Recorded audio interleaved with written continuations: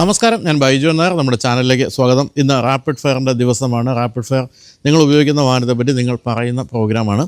നിങ്ങളുടെ വാഹനത്തെപ്പറ്റിയുള്ള എന്ത് കാര്യങ്ങളും, ആശങ്കകളും അതുപോലെ തന്നെ പരാതികളും എന്ത് കാര്യങ്ങളും പറയാം. അഭിനന്ദിക്കണമെങ്കിൽ അഭിനന്ദിക്കാം. അങ്ങനെ എല്ലാ കാര്യങ്ങളുമാണ് നമ്മൾ റാപ്പിഡ് ഫയറിലൂടെ കാണുന്നത്.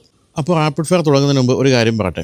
നിങ്ങളൊരു വാഹനം വാങ്ങിക്കുകയാണെങ്കിൽ ആദ്യമായി ചെയ്യുന്നത് എന്തായിരിക്കും? അതിൻ്റെ ഇൻഷുറൻസ് എടുക്കുക എന്നുള്ള കാര്യമായിരിക്കും. കാരണം നിങ്ങൾ വളരെ ഇഷ്ടപ്പെട്ട് വാങ്ങിക്കുന്ന വാഹനമായിരിക്കും, നിങ്ങളുടെ പ്രിയപ്പെട്ട വാഹനമായിരിക്കും. അതിനൊരു ചെറിയ പോറൽ പറ്റിയാൽ പോലും നമുക്കത് നന്നാക്കി എടുക്കേണ്ടതുണ്ട്. അങ്ങനെ ഇൻഷുറൻസ് ഇല്ലാത്ത വാഹനമാണെങ്കിൽ നിങ്ങൾക്ക് കാര്യമായ തുക കയ്യിൽ നിന്ന് ചിലവാകും വാഹനം റിപ്പയർ ചെയ്തെടുക്കാൻ. പക്ഷേ വാഹനത്തെക്കാളൊക്കെ എത്രയോ മൂല്യമുള്ളതാണ് മനുഷ്യജീവൻ എന്നുള്ള കാര്യം ഒന്ന് ആലോചിച്ച് നോക്കാം. നിങ്ങൾ നിങ്ങളുടെ കുടുംബത്തെ എത്ര സ്നേഹിച്ചാണ് വളർത്തുന്നത്, അവരുടെ കരുതലിന് വേണ്ടി എന്തൊക്കെ കാര്യങ്ങൾ ചെയ്യുന്നു. പക്ഷേ പെട്ടെന്നൊരു ദിവസം അങ്ങനെ സംഭവിക്കാതിരിക്കട്ടെ, പക്ഷേ പെട്ടെന്നൊരു ദിവസം നിങ്ങൾക്ക് മരണം സംഭവിക്കുകയാണെങ്കിൽ നിങ്ങളുടെ കുടുംബത്തിൻ്റെ സ്ഥിതി എന്തായിരിക്കും? കുട്ടികളുടെ വിദ്യാഭ്യാസം, കുട്ടികളുടെ വിവാഹം, ദൈനംദിന ചിലവുകൾ, അത്തരം കാര്യങ്ങളൊക്കെ എങ്ങനെ നടന്നു പോകും എന്നുള്ള കാര്യം ആലോചിച്ചിട്ടുണ്ടോ? അങ്ങനെയുള്ളപ്പോഴാണ് നിങ്ങൾ ടേം ഇൻഷുറൻസ് എടുക്കേണ്ടത്. ടേം ഇൻഷുറൻസ് എന്ന് കേൾക്കുമ്പോൾ നിങ്ങൾ വിചാരിക്കുന്നത് വലിയ പ്രീമിയം കൊടുത്തിട്ട് വലിയൊരു തുകയ്ക്ക് ഇൻഷുർ ചെയ്യുക, അത് നിങ്ങൾക്ക് താങ്ങാനാകുമോ എന്നുള്ള കാര്യമായിരിക്കും. പക്ഷേ അങ്ങനെ ഒന്നും പേടിക്കേണ്ടതില്ല. ടേം ഇൻഷുറൻസിൻ്റെ കാര്യത്തിൽ ഏറ്റവും പ്രധാനപ്പെട്ട കാര്യം, നിങ്ങൾക്ക് മാസം 695 രൂപ വെച്ചൊക്കെ അടയ്ക്കുകയാണെങ്കിൽ ഈ പോളിസി ഹോൾഡറുടെ മരണശേഷം ആ കുടുംബത്തിന് 2 കോടി രൂപ പോലെയുള്ള വലിയ തുകയുടെ പരിരക്ഷ ലഭിക്കുന്ന ഇൻഷുറൻസുകളാണ് ടേം ഇൻഷുറൻസുകൾ. ഇപ്പോൾ ഞാൻ ഡിസ്ക്രിപ്ഷനിലും കമൻറ്റിലും കൊടുത്തിരിക്കുന്ന ലിങ്കിൽ പോവുകയാണെങ്കിൽ 51-ലധികം ഇൻഷുറൻസ് കമ്പനികളിൽ നിന്ന് നിങ്ങൾക്ക് അനുയോജ്യമായിട്ടുള്ള പ്രീമിയം തുകയും കവറും കാലാവധിയും തിരഞ്ഞെടുക്കാം. എന്ന് തന്നെയല്ല, 15% വരെ ഡിസ്കൗണ്ടിലാണ് നിങ്ങൾക്കിപ്പോൾ ഈ ഒരു ടേം ഇൻഷുറൻസ് സ്വന്തമാക്കാൻ സാധിക്കുന്നത്. പിന്നെ മറ്റൊരു കാര്യം കൂടി പറയട്ടെ. ക്യാൻസർ പോലുള്ള ഗുരുതര അസുഖങ്ങൾ വന്നാലോ അല്ലെങ്കിൽ അപകടത്തിൽ നിങ്ങൾക്ക് എന്തെങ്കിലും അംഗവൈകല്യം സംഭവിച്ചാലോ കവറേജ് ലഭിക്കാൻ വേണ്ടി ഈ ബേസിക് പോളിസിയുടെ കൂടെ ക്രിട്ടിക്കൽ ഇൽനെസ് റൈഡർ, അതുപോലെ ആക്സിഡൻ്റൽ ഡിസബിലിറ്റി റൈഡർ പോലുള്ള അഡീഷണൽ റൈഡേഴ്സും ആഡ് ചെയ്യാവുന്നതാണ്. അപ്പോൾ അങ്ങനെയൊക്കെയുള്ള ദുരന്തങ്ങൾ സംഭവിക്കുകയാണെങ്കിൽ കുടുംബത്തിൻ്റെ വരുമാനം നിന്നു പോയാൽ പോലും കിട്ടുന്ന കവറേജ് തുക കൊണ്ട് അവർക്ക് ചിലവുകൾ നടത്താൻ സാധിക്കും. അപ്പോൾ വളരെ ചെറിയൊരു തുക മാസം ചിലവാക്കുകയാണെങ്കിൽ നിങ്ങളുടെ മരണശേഷം ഒരു ടെൻഷനും ഇല്ലാതെ കുടുംബത്തിന് വളരെ ഭദ്രമായ ജീവിതം നയിക്കാൻ സാധിക്കും. അപ്പോൾ എന്തായാലും ഡിസ്ക്രിപ്ഷനിലെ ലിങ്കിൽ പോവുക, എന്നിട്ട് നിങ്ങൾക്ക് ഏറ്റവും അനുയോജ്യമായ ടേം ഇൻഷുറൻസ് ഏതാണെന്ന് നോക്കി തിരഞ്ഞെടുക്കുക. അപ്പോൾ നമുക്കിനി റാപ്പിഡ് ഫയറിലേക്ക് പോകാം.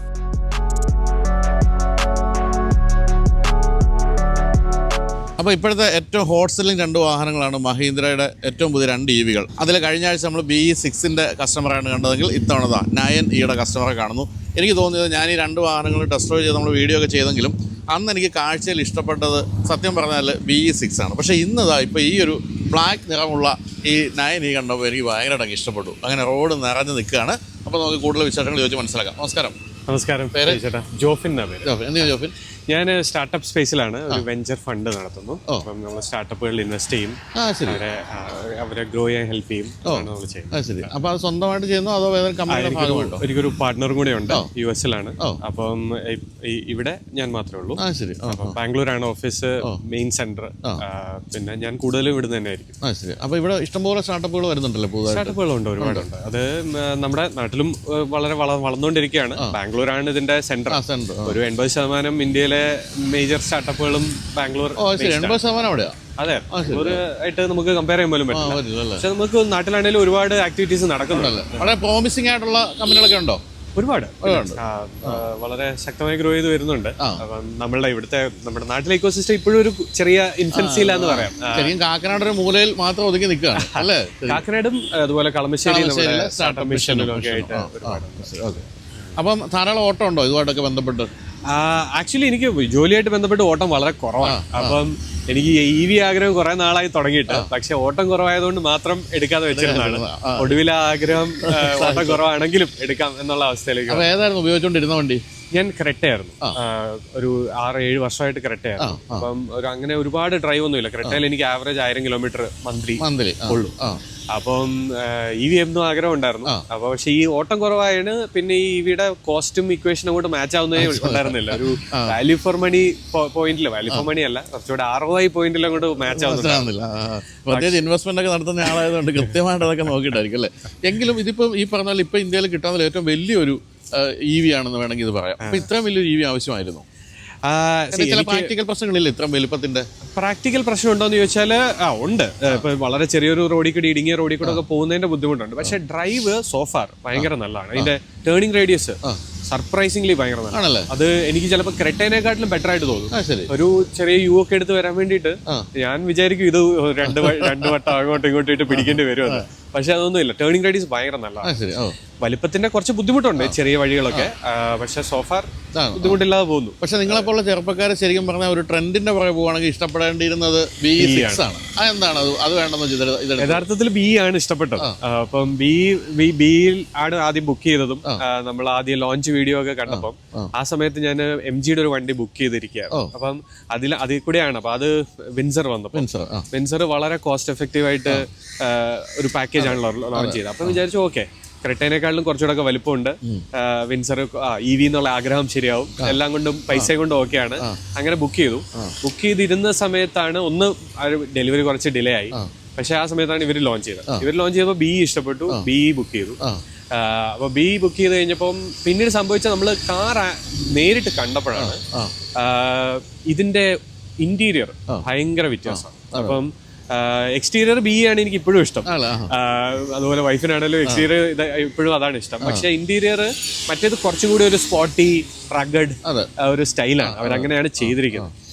ഇതിന്റെ കുറച്ചും കൂടെ നമ്മളൊരു ലക്ഷറി, ഒരു ഫാമിലി ഓറിയന്റഡ് ഒക്കെ ഉള്ളതാണ്. അപ്പൊ അങ്ങനെ എല്ലാ ഫാക്ടേഴ്സും നോക്കിയപ്പോഴത്തേനും പിന്നെ ഇതിലേക്ക് വന്നത്. എത്ര ദിവസം എടുത്തിട്ട്? ഇപ്പം 3 ആഴ്ച. 3 ആഴ്ച വെച്ചാൽ ആദ്യത്തെ വണ്ടികളിലൊന്നാണ്.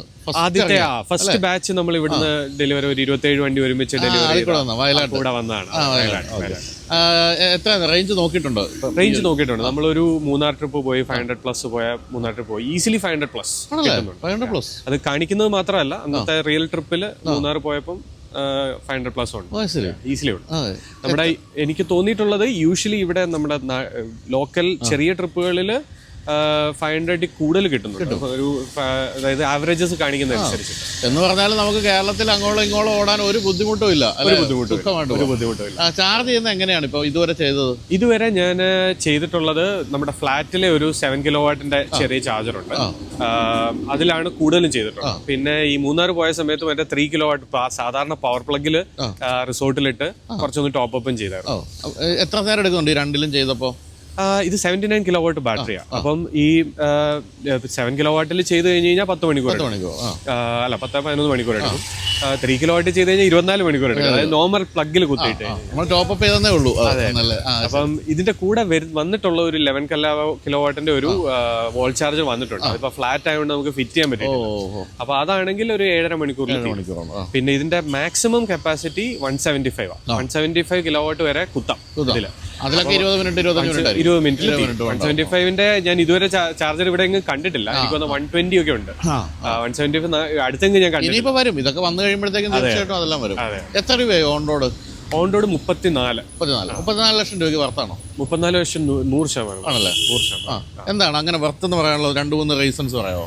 2-3 റീസൺസ് ഇതിനകത്ത്. ഒന്നാമത് ഇതിനകത്ത് വന്നിരിക്കുന്ന ആ പാക്കേജ് ഫീച്ചർ വൈസ് ആണെങ്കിലും ബേസിക്കലി ബാറ്ററി പാക്ക്, മോട്ടർ, അതിന്റെ പവർ, ടോർക്ക്, ഈ സാധനങ്ങളെല്ലാം ഒരു നമ്മളുടെ ഒരു ഇതിനേക്കാളും ഒരു 15 ലക്ഷം രൂപ കൂടുതലുള്ള വണ്ടികളുമായിട്ട് കമ്പയറബിൾ ആണ്.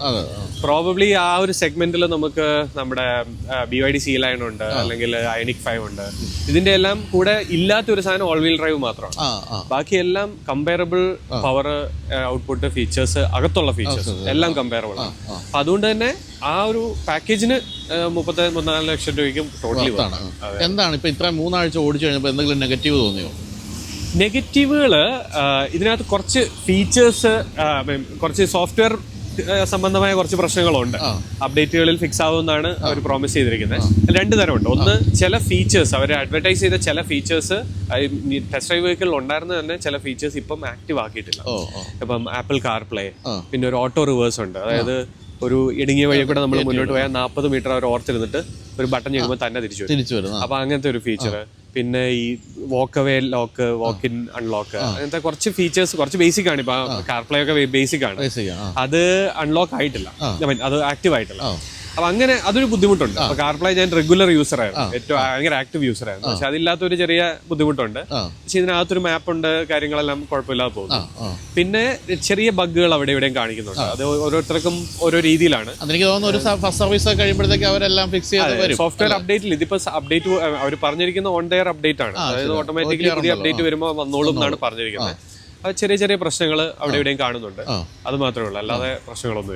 അപ്പോൾ ഈ പറഞ്ഞ പോലെയാണ് നമ്മൾ വണ്ടി കുറേ അങ്ങ് ഇഷ്ടപ്പെട്ട് കഴിയുമ്പോൾ ചെറിയ ചെറിയ പ്രശ്നങ്ങളൊന്നും നമുക്കൊരു പ്രശ്നമല്ല അല്ലേ എന്ന് തോന്നും.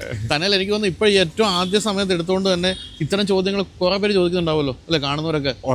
ഉറപ്പായിട്ടും. പിന്നെ നമ്മൾ ഈ ആദ്യത്തെ വണ്ടി വരുമ്പോൾ നമ്മൾ സോഫ്റ്റ്വെയർ ഫീൽഡ് ചെയ്ത ഇതൊക്കെ സോഫ്റ്റ്വെയർ ഡിഫൈൻഡ് വണ്ടികളാണ്. സോഫ്റ്റ്വെയർ ഫീൽഡ് ചെയ്താകുമ്പോൾ തന്നെ നമുക്ക് മനസ്സിലാവും ഇത് എന്ന് വെച്ചാൽ ഇതൊക്കെ കുറച്ചൊക്കെ പ്രതീക്ഷിക്കണം എന്നുള്ളത്. അപ്പം അതിനെ ചിലർക്ക് അത് ഭയങ്കര ഇൻകൺവീനിയൻസ്. ഇതിനെ സംബന്ധിച്ചിടത്തോളം വണ്ടിയുടെ ബേസിക് ഫംഗ്ഷനിങ്ങിൽ യാതൊരു ബുദ്ധിമുട്ടും ഇതുവരെ വന്നിട്ടില്ല. പിന്നെ എനിക്ക് തോന്നുന്നു ഇത്തരം പല കാര്യങ്ങളും നിങ്ങളെപ്പോലുള്ള വളരെ കുറച്ച് പേരായിരിക്കും ചെയ്യാൻ നോക്കുന്നത്. ബാക്കി എല്ലാവരും സാധാരണ രീതിയിൽ വണ്ടി ഓടിക്കുന്നു, അത്യാവശ്യം വേണ്ട ഫീച്ചേഴ്സ് ഉപയോഗിക്കുന്നു. അങ്ങനെയുള്ളവർക്കൊന്നും സോഫ്റ്റ്വെയർ ഇഷ്യൂസ് ഒന്നും ഇപ്പൊ തോന്നുകയില്ല അല്ലേ. ശ്യാമ, നമുക്കൊന്ന് ഇതിന്റെ ഇന്റീരിയർ ഒന്ന് കാണാം. അപ്പോൾ ഇന്റീരിയറിന്റെ കാര്യത്തിൽ ഈ പറഞ്ഞ പോലെ ഇപ്പം മറ്റേ വണ്ടിയുടെ കാര്യത്തിൽ ഭയങ്കര ട്രെൻഡി ഇന്റീരിയർ ആണെങ്കിൽ ഇതിന്റെ കാര്യത്തിൽ അങ്ങനല്ല. ഇത് വളരെ കൊതിപ്പിക്കുന്ന ഇന്റീരിയർ തന്നെയാണ് കേട്ടോ. എന്താ അതിന്റെ ഒരു സ്പേസ് എന്ന് പറയുന്നത് അമേസിംഗ് ആണ് അല്ലേ. ഈ ഒരു വൈറ്റ് കളർ എന്ന് പറയുന്നത് ബുദ്ധിമുട്ടുണ്ടാക്കുമോ? വൈറ്റ് ബുദ്ധിമുട്ടുണ്ടാക്കും എന്തായാലും. അപ്പം അതൊരു ചെറിയ കോംപ്രമൈസ് അങ്ങ് എടുത്താണ്. ആണല്ലേ, ശരി ശരി. എന്തായാലും ബാക്കിലൊക്കെ ആണെങ്കിലും ഇഷ്ടം പോലെ സ്പേസ് അല്ലേ. സ്പേസും കംഫർട്ടും. എനിക്ക് ഈ വണ്ടിയെ സംബന്ധിച്ചിടത്തോളം എല്ലാ ഫീച്ചറും വലിയ ഫാൻസി ആയിട്ടുള്ള ഒത്തിരി കാര്യങ്ങൾ പറഞ്ഞെന്ന് പറഞ്ഞാലും ഏറ്റവും ഇഷ്ടപ്പെട്ട കാര്യം സസ്പെൻഷൻ ആണല്ലേ. അൺറിയൽ സസ്പെൻഷൻ, ഭയങ്കര കംഫർട്ടാണ്. ഇപ്പൊ ഇവര് സെമി ആക്റ്റീവ് സസ്പെൻഷൻസ് എന്നാണ് പറയുന്നത്. അപ്പം അതില് ഒരു പിന്നെ ആക്റ്റീവ് സസ്പെൻഷൻ എന്ന് പറയുമ്പോൾ നമ്മൾ റോഡ് കണ്ടിട്ട് അതിനനുസരിച്ച് സസ്പെൻഷൻ അഡ്ജസ്റ്റ് ചെയ്യുന്നുള്ളതാണ്. സെമി ആക്റ്റീവ് എന്താണെന്ന് എക്സാക്ട്ലി എനിക്ക് മനസ്സിലായിട്ടില്ല. എന്നാലും ഭയങ്കര നല്ല റൈഡ് കംഫർട്ട്, ഭയങ്കര നല്ല. പിന്നെ എനിക്ക് തോന്നുന്നു ബാറ്ററി പാക്ക് അത്യാവശ്യം ഹെവി ആയതുകൊണ്ട് നല്ല വെയിറ്റ്, റോഡിലേക്ക് നല്ല വെയിറ്റും വരുന്നുണ്ടാവും. അതുപോലെ ഇഷ്ടം പോലെ സ്പേസ് ഇതിനകത്ത്. ഇതൊക്കെ മറ്റേ സ്റ്റാർട്ടപ്പ് കമ്പനികൾക്ക് കൊടുക്കുന്ന നമുക്ക് കുറച്ച് ഓട്ടം പരിപാടികളുണ്ട്. ഒരു മാരത്തോൺ ഓർഗനൈസ് ചെയ്തതിന്റെ ബാക്കിയാണ്. കുഞ്ഞുണ്ട്, മോന് 6 വയസ്സുണ്ട്. അപ്പൊ ഒരു ബൂസ്റ്റർ സീറ്റ് വാങ്ങിച്ചു. അപ്പം എന്തായാലും ഇതും എത്രത്തോളം സ്പേസ് ആണുണ്ടോ അല്ലേ. എത്ര സ്പേസ് ആണ്. ശരിക്കും പറഞ്ഞ ഡിസൈൻ ചെയ്തവരെ സമ്മതിക്കണം കേട്ടോ. എന്ത് രസമായിട്ടാണ് ചെയ്തിരിക്കുന്നത്. തീർച്ചയായിട്ടും നല്ല ഓപ്ഷൻസ് ഒക്കെയാണ് വന്നിരിക്കുന്നത്. അപ്പോൾ ഇനിയിപ്പോൾ എന്തായാലും ദീർഘകാലം ഉപയോഗിക്കാൻ തന്നെ ആയിരിക്കുമല്ലോ പരിപാടി. 34 ലക്ഷം രൂപയ്ക്ക് വാങ്ങിച്ചു എന്നുള്ളത് കൊണ്ട് തന്നെ മൊത്തത്തിലുള്ള ബിൽഡ് ക്വാളിറ്റിയെ പറ്റി നല്ല അഭിപ്രായം തന്നെയാണോ? വളരെ നല്ല അഭിപ്രായമാണ്. ഇതിന്റെ ഹാർഡ്വെയർ ബിൽഡ് ക്വാളിറ്റി വളരെ നല്ല അഭിപ്രായമാണ്. വെയിറ്റ് കൊണ്ടും അതുപോലെ അതിന്റെ റൈഡ് കംഫർട്ട്, നമ്മൾ മൂവ്മെന്റ് കാര്യങ്ങളെല്ലാം ഭയങ്കര നല്ലതാണ്. പിന്നെ സർവീസ് കോസ്റ്റ് ഒന്നും അങ്ങനെ കാര്യമായിട്ട് വരാനും ഇല്ല, വരില്ല എന്നാണ് എക്സ്പെക്ട് ചെയ്യുന്നത്. ബ്രേക്ക് പാഡൊക്കെ മാത്രമായിരിക്കാം അധികം വരാൻ പോകുന്നത്. അപ്പോൾ എന്തായാലും വളരെ നല്ല ഓപ്ഷൻ. അപ്പം ഈ കൃത്യമായി 3 ആഴ്ച എന്ന് പറയുന്നത് ശരിക്കും പറഞ്ഞാൽ ഈ വണ്ടിയെ സംബന്ധിച്ചൊരു വലിയ കാലയളവ്. കാരണം ഇത് ഇറങ്ങിയിട്ട് അത്രയും കാലം ആയിട്ടുള്ളൂ. കൃത്യമായും ആദ്യത്തെ ബാച്ചിൽ പെടുന്ന വണ്ടി ആയതുകൊണ്ട് ഇതിനപ്പുറത്തേക്ക് ഒരു ഫീഡ്ബാക്ക് നമുക്ക് കിട്ടാനില്ല. ഇത് കിട്ടണമെങ്കിൽ കുറച്ച് കാലം കഴിഞ്ഞിട്ട് തന്നെ ഇവരുടെ കയ്യിൽ നിന്ന് ഫീഡ്ബാക്ക് കിട്ടുള്ളൂ. അപ്പോൾ എന്തായാലും ഒരു കാര്യം, ഈ മഹീന്ദ്രയുടെ സർവീസ് സൈഡ് അതായത് എനിക്ക് വളരെ പേടിയുണ്ടായിരുന്നു. ഈ നമ്മുടെ ഫീഡ്ബാക്ക് ഒക്കെ കേൾക്കുമ്പോൾ സോഫാർ അവർ ഭയങ്കര പ്രോ ആണ്.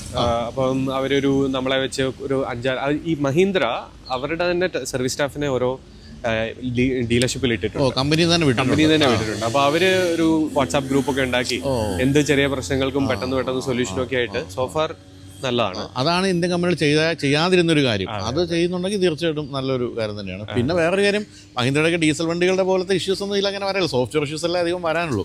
പിന്നെ ഇത് എനിക്ക് തോന്നുന്നു മഹീന്ദ്ര ഏറ്റവും ശ്രദ്ധിക്കാൻ കാര്യം എന്ന് വെച്ചാൽ ഇതിപ്പോൾ ഇത്ര അധികം വണ്ടികൾ ഇറങ്ങാൻ പോകുന്നു, കുറേ ബുക്കിങ്ങിന് വേണ്ടി ആൾക്കാർ വെയിറ്റ് ചെയ്യുന്നു. അപ്പോൾ ചീത്തപ്പേരൊട്ടും ഉണ്ടാകാനും പാടില്ല. അതുകൊണ്ട് വളരെ ശ്രദ്ധിച്ചായിരിക്കും ഇത്തരം കാര്യങ്ങളൊക്കെ ചെയ്യാൻ പോകുന്നത്. അപ്പോൾ എന്തായാലും താങ്ക് യു സോ മച്ച്. അപ്പോൾ ഏതെങ്കിലും സ്റ്റാർട്ടപ്പ് കമ്പനി തുടങ്ങുകയാണെങ്കിൽ കാശ് വെച്ചോണ്ട് വരാം. Okay, thank you.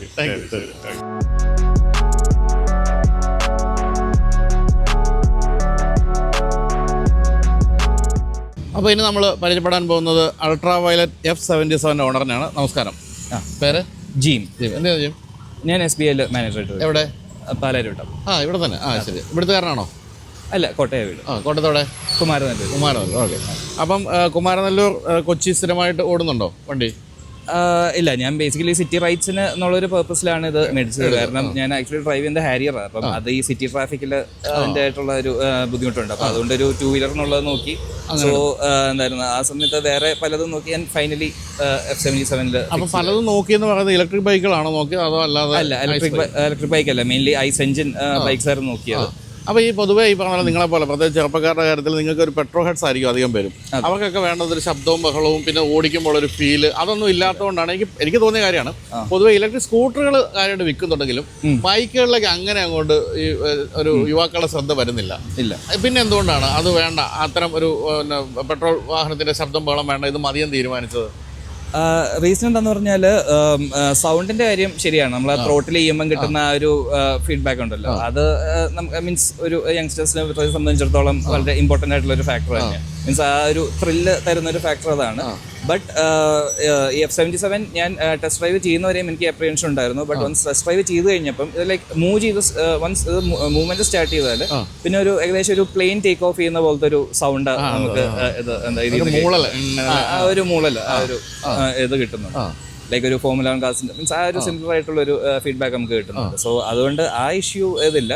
പിന്നെ പെർഫോമൻസിന്റെ കാര്യത്തിലാണെന്നുണ്ടെങ്കിൽ റിയലി അൺബീറ്റബിൾ ആണ്. എത്ര രൂപ ചെയ്തെടുത്തപ്പോൾ ഇത് റെക്കോൺ എന്ന് പറയുന്ന വേരിയന്റ് ആണല്ലേ? അതെ, 2 വേരിയൻസ് ഉണ്ട്. ഇപ്പം മൂന്നാമത്തെ വേരിയന്റും കൂടെ ഇറങ്ങി. നേരത്തെ സമയത്ത് 2 എണ്ണമായിരുന്നു. ഒന്ന് നോർമൽ F77, പിന്നെ F77 Mac 2 Recon. ഓക്കെ, അപ്പം Mac 2 Recon ആണ് ഞാൻ എടുത്തത്. അതിനാകുമ്പം ബാറ്ററി പാക്കേജ് കുറച്ചും കൂടെ വലിയ ബാറ്ററിയാണ്, കുറച്ചും കൂടെ റേഞ്ചും പിന്നെ ഔട്ട്പുട്ടും. എത്രയായി ഓൺ റോഡ്?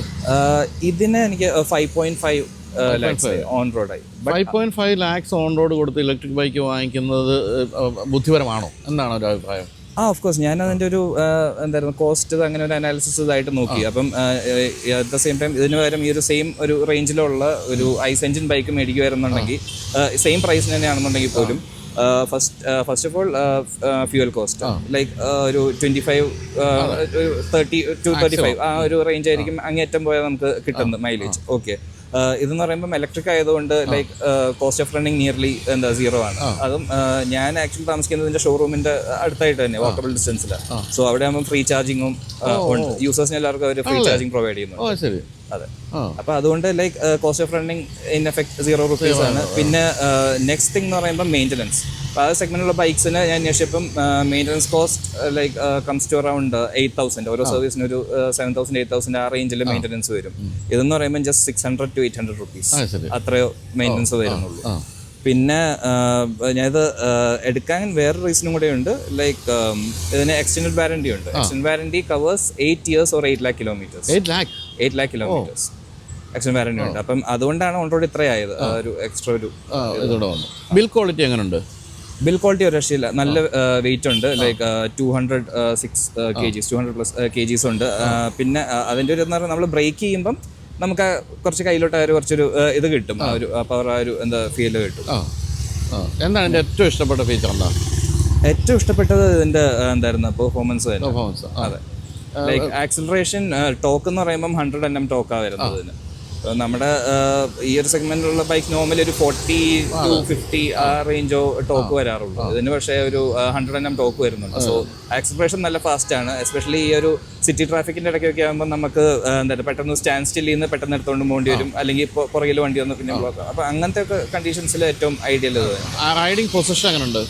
റൈഡിംഗ് പൊസിഷൻ എന്ന് പറയുമ്പോൾ ഒരു സ്പോർട്ടിയും അല്ല, എന്നാ മറ്റേ ക്രൂസർ മോഡലും അല്ല, രണ്ടിന്റെ ഒരു സെമി അഗ്രസീവ് ഒരു സ്റ്റാൻസാണ് വരുന്നത്. അതുകൊണ്ട് നമുക്ക് ബാക്കിൽ അങ്ങനെ ഒരു വലിയൊരു പെയിനോ അങ്ങനെ മീൻസ് ഒരു പ്രഷറോ ഇതൊന്നും അങ്ങനെ ഫീൽ ചെയ്യാറില്ല.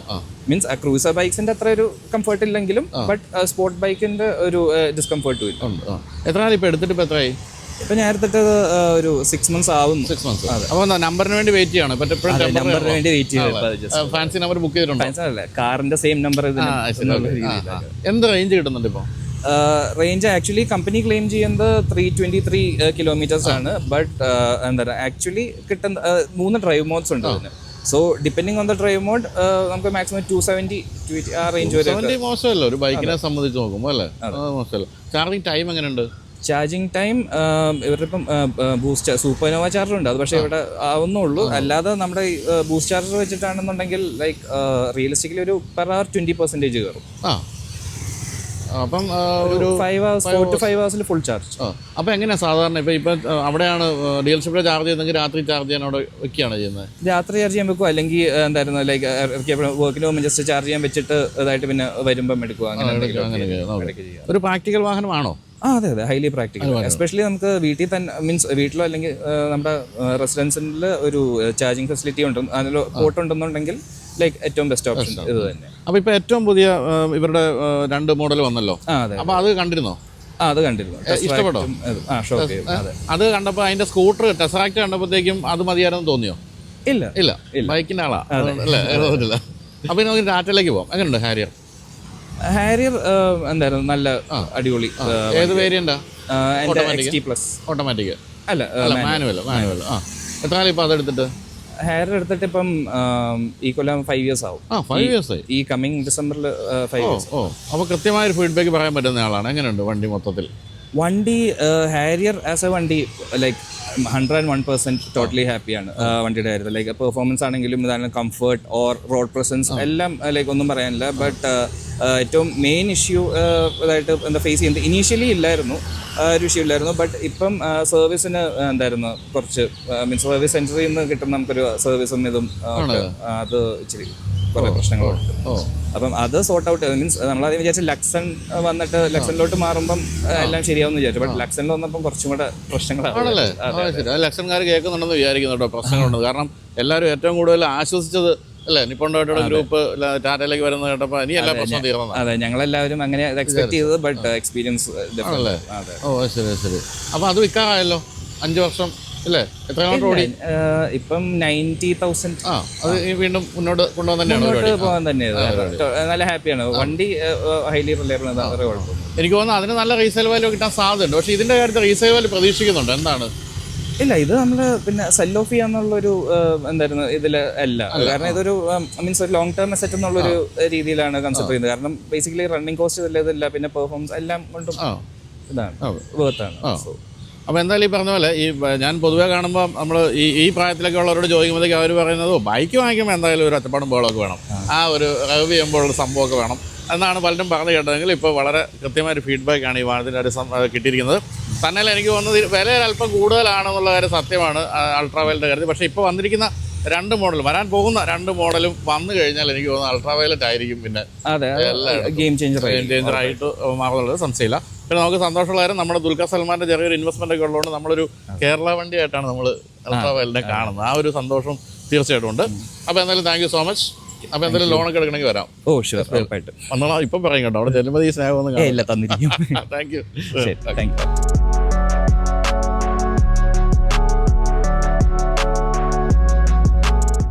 അപ്പോൾ ഇനി നമ്മുടെ റാപ്പിഡ് ഫയറിൽ പ്രത്യക്ഷപ്പെടുന്നത് എന്താണ്, ഇന്ത്യയുടെ ഹാർട്ട് ത്രോബ് എന്ന് വിളിക്കാവുന്ന മഹീന്ദ്ര താറിൻ്റെ ഉടമയാണ്, ഒരു യുവാവാണ്. നമസ്കാരം. പേര്? അബ്ബാസ്. എന്ത് ചെയ്യുന്നു അബ്ബാസ്? ഞാൻ ട്രിവാൻഡ്രത്ത് IT ഫേമിൽ വർക്ക് ചെയ്യുക. ഏത് ഫേമാ? ക്യൂബസ്റ്റ്. അത് ശരി. ഇപ്പം കയറുള്ളൂ? അടുത്ത കാലത്താണോ? 1.5 വർഷമായുള്ളൂ. സ്വന്തം പൈസ കൊണ്ട് വാങ്ങിച്ച വാഹനമാണോ? അതെ. ആണല്ലേ? കുറേ നാളത്തെ ആഗ്രഹത്തിൽ സ്വന്തം ആഗ്രഹത്തിൽ മേടിച്ചാണ്. ശരി. അപ്പോൾ അടുത്ത കാലത്ത് വാങ്ങിച്ചാണല്ലോ അല്ലേ, നമ്പർ കണ്ടിട്ട്? അതെ. അപ്പോൾ എന്തുകൊണ്ടാണ് ഇപ്പോൾ പുതിയ റോക്സ് വരുന്നുണ്ടായിരുന്നല്ലോ, അത് നോക്കിയില്ല? റോക്സിൻ്റെ അപ്പിയറൻസ് എനിക്ക് അത്ര അപ്പീലിംഗ് ആയിട്ട് തോന്നിയില്ല. അതിനുവേണ്ടി കുറച്ച് വെയിറ്റ് ചെയ്തായിരുന്നു. പക്ഷെ ഇതുമായിട്ട് കമ്പയർ ചെയ്യുമ്പോൾ ഇതിന് കുറച്ചുകൂടെ പവർഫുൾ ലുക്കുള്ള പോലെ തോന്നി. ശരി. കുറേ കാലമുള്ള ആഗ്രഹമായിരുന്നു ഇത്? കുറേ കാലമുള്ള എൻ്റെയും ഫാദറിൻ്റെയും കുറേ കാലങ്ങളുടെ ആഗ്രഹമായിരുന്നു. ശരി. അപ്പോൾ ഈ ആഗ്രഹത്തിന് എന്താ സാക്ഷാത്കരിക്കപ്പെട്ടോ? അത് വാങ്ങിച്ചു കഴിഞ്ഞ് ഓടിച്ചു തുടങ്ങി കഴിഞ്ഞപ്പോൾ എല്ലാ ആഗ്രഹങ്ങളും സാക്ഷാത്കരിക്കുന്ന അത്രയും നല്ല വാഹനമാണോ? ഓടിച്ചു തുടങ്ങിയപ്പോൾ നമുക്ക് വണ്ടിയുടെ ഹൃദയം വെച്ച് നോക്കുമ്പോൾ നല്ല സാറ്റിസ്ഫൈങ് ആയിരുന്നു. പവർ വൈസ് എല്ലാം നല്ല സാറ്റിസ്ഫൈങ് ആയിരുന്നു. പക്ഷെ നമുക്ക് ആകെ ഒരു പ്രശ്നം വന്നതെന്ന് പറഞ്ഞാൽ അതിന്റെ മീറ്റർ റീഡിങ്, ഫ്യൂവൽ റീഡിങ് ഒട്ടും ശരിയല്ല. എന്ന് പറയുമ്പോൾ നമുക്ക് റീഡിങ് കാണിക്കുമ്പം നല്ല ടോപ്പ് റേഞ്ച് കാണിക്കും, പക്ഷെ അത് കുറഞ്ഞു. പക്ഷെ അത് എല്ലാ വണ്ടിയിലും ഉള്ള പോലെയാണ് തോന്നിയത്. പക്ഷെ ഈ ഫ്യൂവൽ കാണിക്കുന്നതിൽ ഒട്ടും ആക്യുറസി ഇല്ല.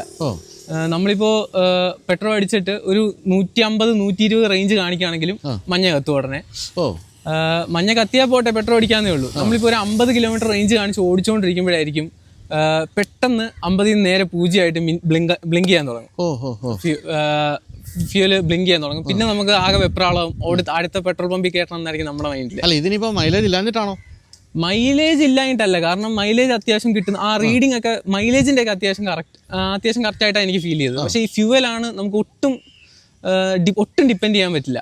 നമ്മൾ അതിൽ കാണിക്കുന്ന റേഞ്ച് പോട്ടെ, ഈ ഫ്യൂവല് ഒരു 20% ഫ്യൂവൽ കാണിക്കുന്നുണ്ടെങ്കിലും പെട്ടെന്ന് സീറോയിലേക്ക് വന്ന് ബ്ലിങ്ക് ചെയ്യാൻ തുടങ്ങും. നമുക്ക് ആ അലാറവും ബീപ്പും എല്ലാം കൂടെ കേൾക്കുമ്പോൾ തന്നെ അടുത്ത പെട്രോൾ പമ്പ് എങ്ങനെയും ഓടിച്ച് കയറ്റിയാൽ മതി എന്നൊരു ഇതേ സംഭവം ഞാൻ നമ്മുടെ റാപ്പിഡ് ഫയറിൽ പ്രത്യക്ഷപ്പെട്ട വേറെ ആൾ പറഞ്ഞിട്ടുണ്ട്. ഇത് സ്ഥിരമായിട്ട് കാണുന്നവർക്ക് അത് ഓർമ്മയുണ്ടാവും. അത് KG ജോർജിൻ്റെ മകൾ താര ജോർജാണ്. താര ജോർജിൻ്റെ ഇതിൻ്റെ ഈ താറിൽ ഇതേ പ്രശ്നം താര ഉന്നയിക്കുകയും പക്ഷേ അതിൻ്റെ പേരിൽ 5-6 ലക്ഷം രൂപയുടെ സാധനങ്ങൾ സർവീസ് സെൻ്ററിൽ മാറ്റുകയും ചെയ്തിട്ടും സംഭവം മാറിയില്ല.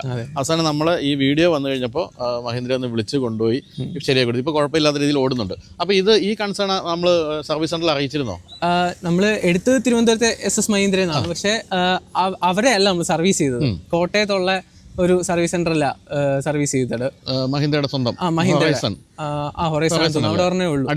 അതാ അവിടെയാ കൊടുത്തത്. അപ്പൊ അവര് പറഞ്ഞു സോഫ്റ്റ്വെയറിന്റെ ഇഷ്യൂ ആണ്. അപ്പൊ ഒരു സോഫ്റ്റ്വെയർ ഫുള്ള് റീബൂട്ട് ചെയ്തെന്ന് പറഞ്ഞു.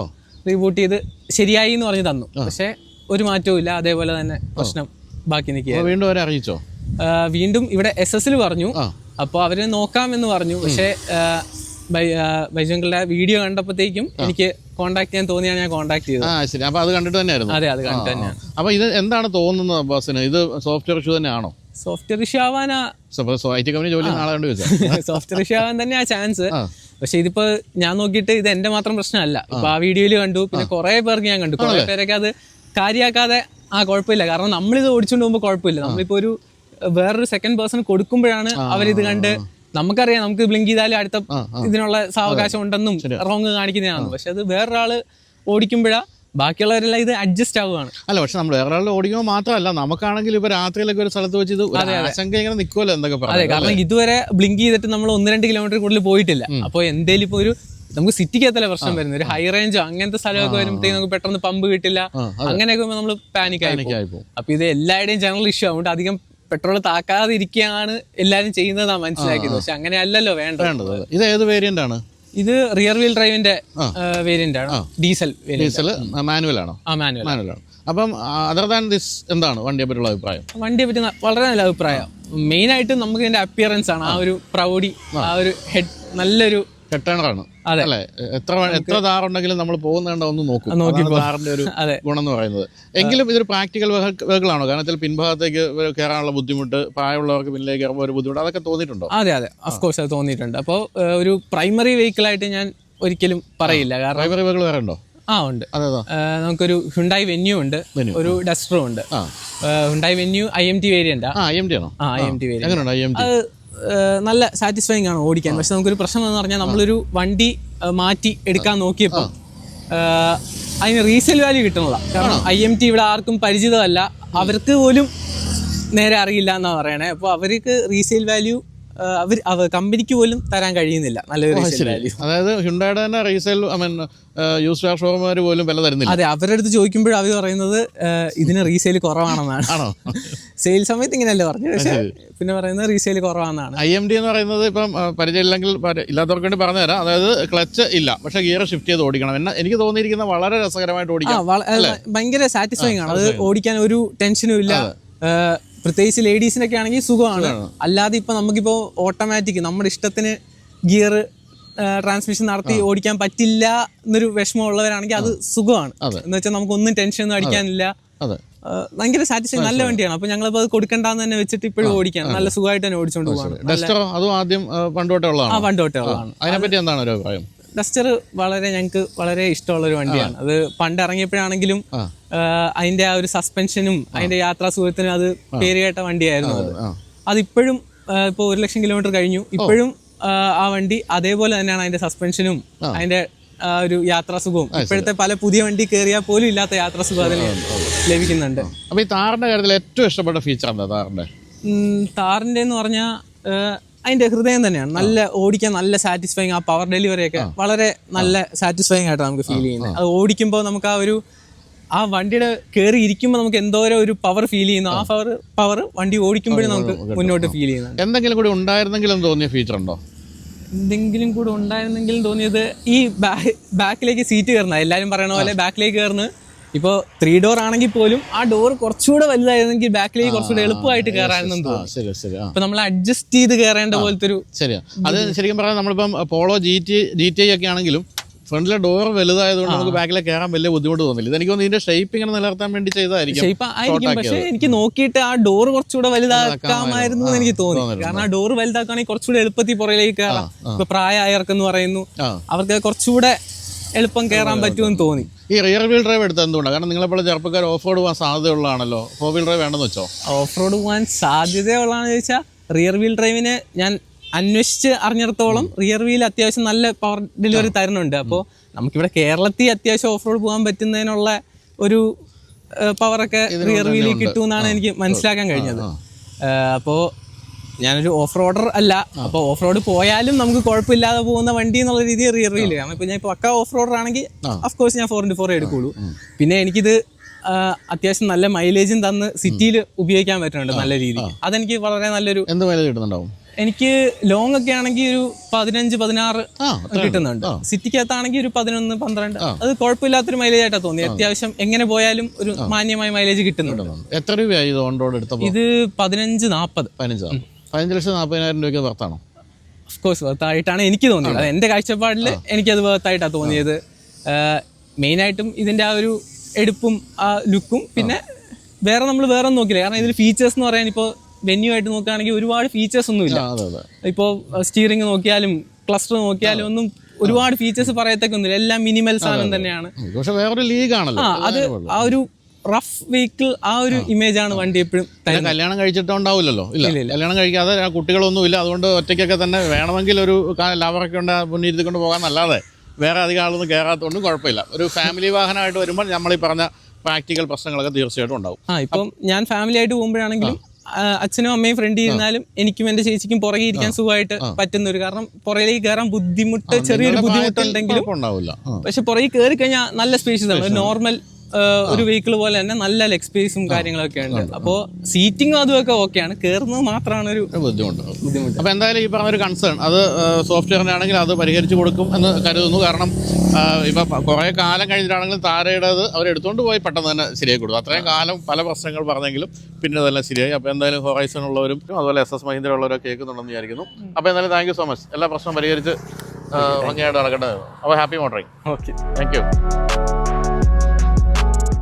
അപ്പോൾ റാപ്പിഡ് ഫയർ എല്ലാവർക്കും ഇഷ്ടമായി എന്ന് കരുതുന്നു. എന്തായാലും ഞാൻ ആദ്യം പറഞ്ഞ കാര്യം മറക്കേണ്ട. നിങ്ങളുടെ കുടുംബത്തിൻ്റെ ഭദ്രതയ്ക്ക് വേണ്ടി, നിങ്ങളുടെ കാലശേഷമാണെങ്കിൽ ഒരു സുഖമായി ജീവിക്കാൻ വേണ്ടി വളരെ ചെറിയൊരു തുക മുടക്കി, പ്രതിമാസം മുടക്കി ഒരു ടേം ഇൻഷുറൻസ് എടുത്തു വയ്ക്കുക. ഇപ്പോഴാണെങ്കിൽ 100% ക്ലെയിം കിട്ടുന്ന ടേം ഇൻഷുറൻസുകളൊക്കെ ഉണ്ട്. എന്ന് തന്നെ വല്ല എന്തെങ്കിലും ഡോക്യുമെൻറ്റേഷൻ പ്രശ്നങ്ങളോ അങ്ങനെ എന്തെങ്കിലും പറഞ്ഞ് നിങ്ങളുടെ ക്ലെയിം തടയുന്ന പരിപാടികളൊന്നുമില്ല. നിങ്ങൾക്ക് 100% ക്ലെയിം കിട്ടുന്നതായിരിക്കും. അപ്പോൾ ഡിസ്ക്രിപ്ഷനിലെ ലിങ്കിൽ പോവുക, എന്നിട്ട് വിവിധ കമ്പനികളുടെ ടേം ഇൻഷുറൻസ് താരതമ്യപ്പെടുത്തി നിങ്ങൾക്ക് ഇഷ്ടപ്പെട്ട അനുയോജ്യമായ ടേം ഇൻഷുറൻസ് തിരഞ്ഞെടുക്കുക. ഇപ്പോൾ ഞാൻ പറഞ്ഞല്ലോ 15% വരെ ഡിസ്കൗണ്ടോടുകൂടിയാണ് ഇപ്പോൾ നിങ്ങൾക്ക് ടേം ഇൻഷുറൻസ് കിട്ടുക. അപ്പോൾ റാപ്പിഡ് ഫയർ അവസാനിക്കുകയാണ്. വീഡിയോ കൊണ്ട് എല്ലാവർക്കും നന്ദി. ബൈ.